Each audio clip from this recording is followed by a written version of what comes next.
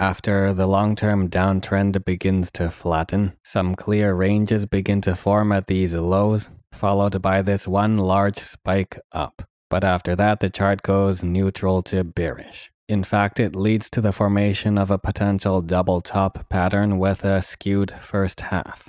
And as it nears its conclusion, its boundaries can be marked quite easily. Fibonacci arcs can be based on the first half of this double top, which comprises an unusual number of just 2 candles due to the skewed movement from the large green candle. Those areas where price has contact with the arcs identifies points of interest.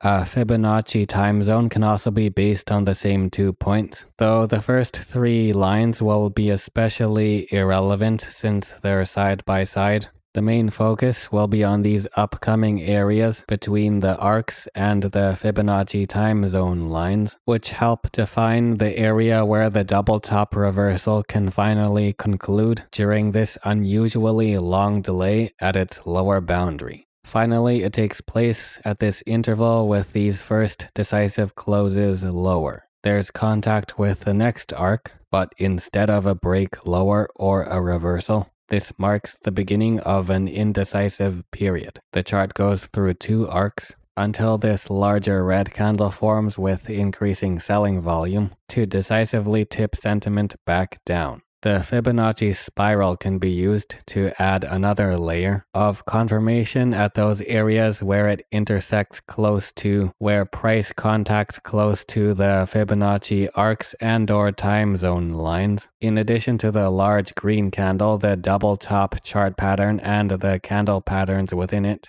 provide good reference points to try out several spiral orientations and positions to add further confirmation for those areas we identified earlier.